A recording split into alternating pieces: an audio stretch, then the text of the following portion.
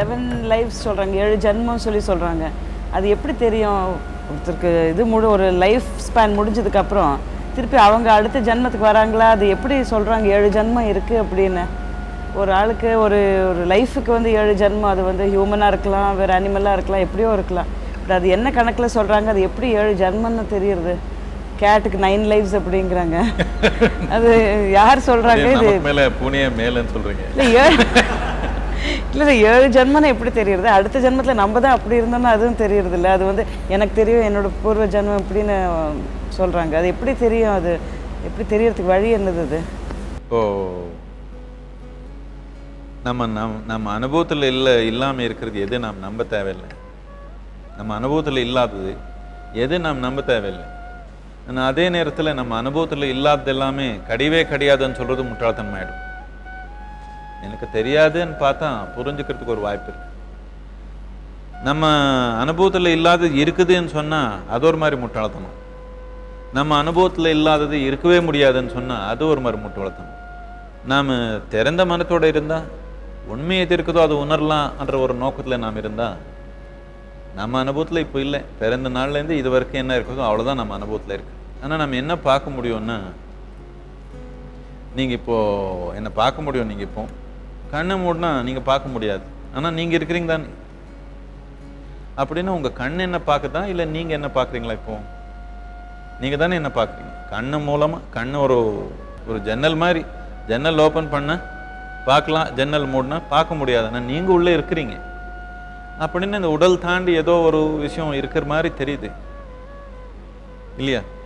உறுதியாக புரியலனால உடல் தாண்டி ஏதோ ஒரு விஷயம் இருக்கிற மாதிரி கொஞ்சம் தெரியுது. உடல் தாண்டி ஏதோ ஒன்று இருந்தால் அப்படின்னு உடல் தாண்டி அது இருக்க முடியுமோ என்னமோ? வாய்ப்பு இருக்கலாம் இல்லையா?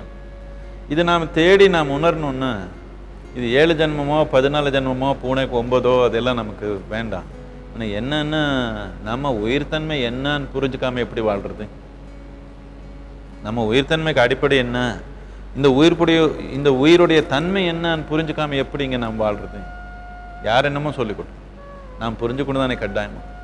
அது புரியாமல் நாம் வாழ்னா நம்ம வாழ்க்கை ஒரு முழுமைன்னு சொல்லவே முடியாது. நாம் கட்டாயமாக பிரத்தியொரு மனிதனு அது உணரணும்னு ஒரு முயற்சி பண்ணதான். உணரணுன்னா வேற எங்கேயோ யாரோ சொன்னது. இப்போ நான் ஏதோ உங்களுக்கு சொல்கிறேன் 7 ஜென்மம் இருக்குது இல்லை 100 ஜென்மம் இருக்குதுன்னு நான் சொல்கிறேன்.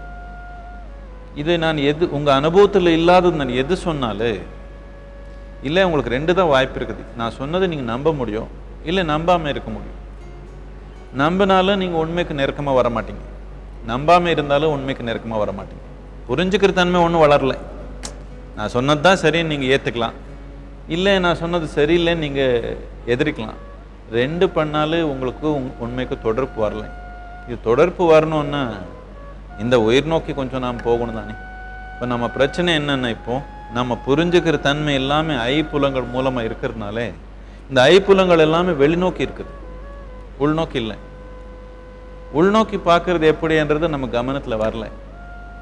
நாம் கொஞ்சம் உள்நோக்கி பார்த்தா இந்த உயிர்த்தன்மை என்னன்னு பிரத்தியொரு மனிதனை புரிஞ்சுக்க முடியும். அது புரிஞ்சுட்டா அவர் என்ன சொல்கிறாங்க இவர் என்ன சொல்கிறாங்க வச்சு என்ன பண்ணுறது?